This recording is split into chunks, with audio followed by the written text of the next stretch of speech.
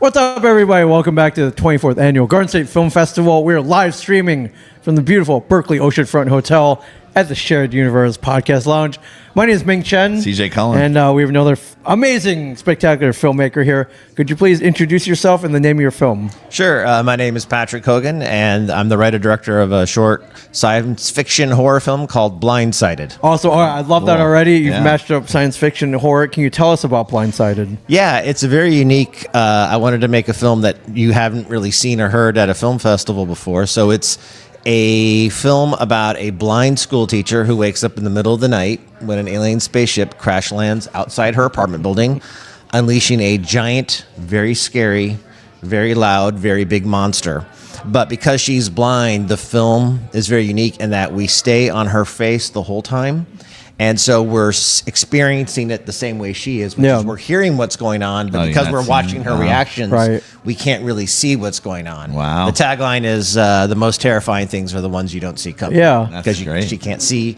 We don't want the audience to see either. How did the screening go last night? Really good. It was a great block of films. There were a lot of very hurt and disturbed people who made films that played in that block. Yeah, it was unofficially or officially the horror kind of film this was block. the horror block. We interviewed some people that had a science, other people that had science at heart. We did. Did you see any of those?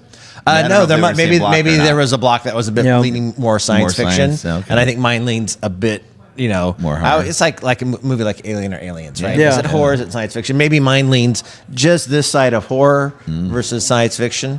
But no, it was a great block. The audience, there were a couple, when you get to the certain moments in the film, as the filmmaker, I've seen the film a gazillion times. Yes. So a couple times I'll just kind of turn and look at the audience because I know what's coming, but they don't. And I'm curious to see if I see any kind of little.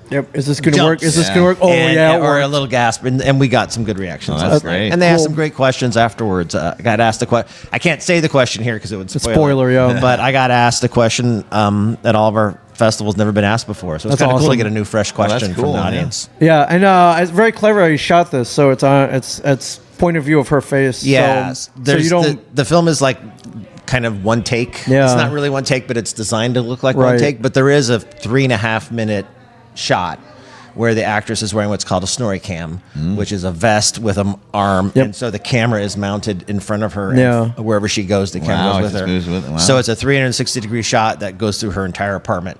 Right, but also very clever. It's independent film, so lower budget. So you don't. It's very low budget. CGI. I don't even know if you actually see the alien, but it's really clever way you shot this. Yeah, you'll have to watch the film to find out the answer to that. Yeah, for sure. How'd you find the actress for it? So what's really cool is once we decided that the character was blind, we decided to search out an actor who is blind or low vision. And then I was like, the other characters in the film are voice actors, right? Yeah. We don't see them, right? Because we're on her face when she's talking to people. So we decided to make the whole cast low vision. So we, through Disability Belongs, we were introduced to a casting director who specializes in disabled and diverse casting. Yeah. And she set up the auditions, and it turns out that the actress Crystal, who got cast, we know a lot of the same people. We have a lot of common friends, and she also lives in LA where I live. Yeah. Oh, wow. But at the time that she auditioned, it was a cold audition. So we ended up auditioning about 6-7 actresses, and they were all great, but she was the greatest of the great. Yeah. And did an amazing. I mean, it's tough. The camera is in a tight shot of her face for the whole film, basically. Yeah, that's amazing that you cast low vision actors. So, and you were able to find a resource that helped you with the casting. And then the other actors who are the voice actors are also all low vision. That's amazing. So really cool. Did you shoot in or near LA? We shot in LA, North Hollywood, on a sound stage. Oh, cool. Okay. We had to one shot they wouldn't let me do on the soundstage because they were worried we'd damage stuff. So so of course, low budget filmmaking, you do that shot at your own home. Yeah, for sure.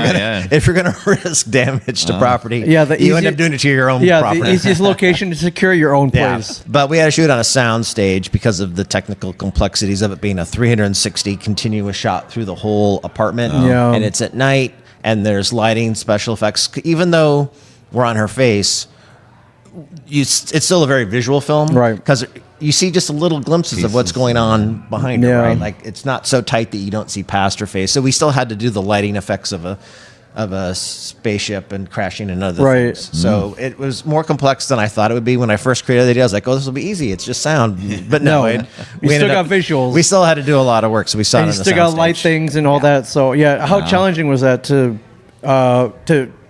do one continuous shot? It's tough on a low budget. One, we didn't have a lot of people. Yeah. We spent a whole day just prepping. So it was a 3-day shoot. Yeah. And the first day was nothing but lighting and setting up equipment and walking through it and rehearsing it and figuring out things we didn't realize we were going to have problems with. So not only did we use every single light that we had, we still ran out of lights. So I took a photo of it. It's a great indie filmmaking photo. Yeah. There's a point where she walks to her front door and she's talking to someone at the door. And we didn't have any more, so she turns away from where all the lights are on the windows. We didn't have enough light on our face.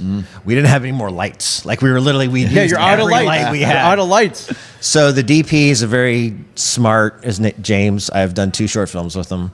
And he's walking around, he goes into the kitchen where we have craft services set up. And you know when you get catering, those big pans of food, and there's that big lid. The one that you put on the sternos. Like the aluminum lid. He took that big pan lid and some gaffer tape, and he taped that pan to the wall and angled it so all the light coming from behind her would reflect back into her face. Wow. And that's how we got light on her face. That's it was awesome. literally the aluminum pan. Literally a tray cover like on the sternos. Like, And so we put that, I took a photo of that because I'm like, that's indie filmmaking right there. So we had to use every light.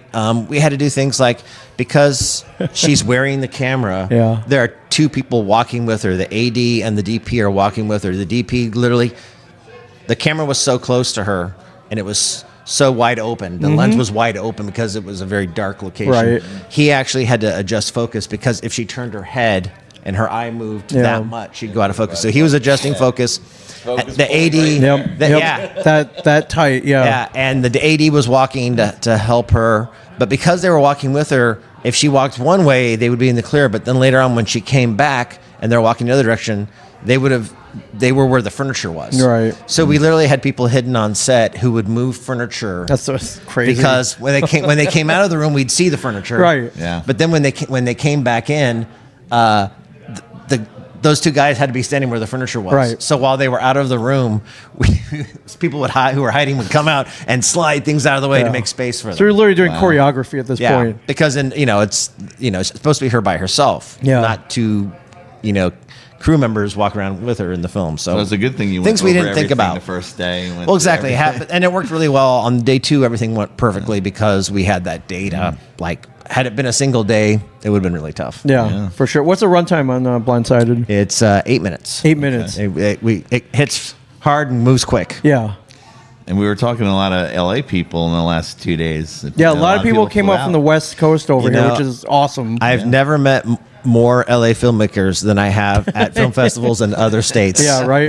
Every time you go, I've been in Chicago, here in New Jersey. I've been up in Vermont.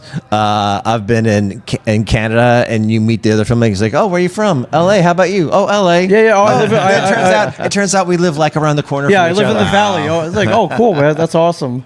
That's fantastic. But when you're in LA, it's not like that. No. That's the thing, is you don't go to as many film festival events in LA because there's just too much stuff and it's too big, and you have to fly someplace where you like commit yourself to just being at the festival and focusing your time on it, and then you get to meet people and network. It's fun.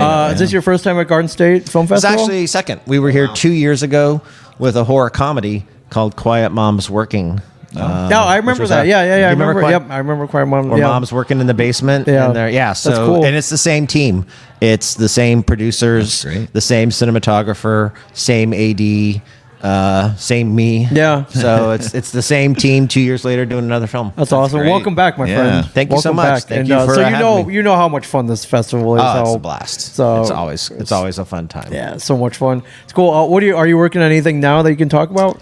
Well, the response to Blindsided has been so amazing. We really are trying to get the feature version set up, because this is obviously, and I don't want to spoil anything, but in my mind, this is the first 8 minutes of a feature film. And I have it all outlined and mapped out, and I know exactly what happens. And it's just a matter of raising the money. I mean, people love monster movies. Yeah. And I feel like I've come up with a monster movie that can be done on a budget. Yeah. Right? Yep. Because we're using sound a lot. Yep. Like the idea of the film lends itself to low budget Yes. filmmaking, but it's still very big and very cinematic. So we're trying to do that. And then I have two other low budget features that I'm also working on, one of which I might hope to shoot end of this summer. It all depends. You have to keep multiple things kind of going. at Yeah. the same Yeah. time. Just I've rattled off 4 short films in 6 years, so I'm like, that's awesome. Time to, Yeah. time to. If I'm going to suffer this much, let's take the suffering all the way up and do a feature. Yeah, features, yep, yeah, might as well be as well, prolific right? about it as Yeah, well. exactly. And yeah, I mean, you're obviously onto something. Your short is getting into film festivals, getting attention. People love it. So And how about those horror crowds? They love the horror films. They come Yeah. out in droves for it. Yeah, we're having our. I actually go from. I mean, I'll go back home, and then our next film festival, we're having our international premiere at the largest genre horror film festival in South America. Wow. Oh, wow, So we're okay. going down to Brazil next month. So That's very amazing. excited. Never been, and they love their horror films. Yeah, and I think they're gonna love Blindsided down So- there. So congratulations. Congrats, Glad thank everything you. went great, and a warm welcome back for sure. Thank you so again, much. It's a fun film festival, and really glad everything went well. So I'm sure we'll be seeing you in the future as well. So I hope to be back with The more. feature. Yeah. Awesome. So, yeah, Blindsided, everybody. GSFF.org for tickets. And, get down here. A lot of films playing all day today. A lot of stuff going on. And you have time to get down here. A few more hours to go. Yeah, meet really, really cool filmmakers, my friends. All the cool filmmakers here. All I of them. Promise. All of them. So, but until then, we'll be live streaming all day. Thank you for watching. We'll see you guys soon.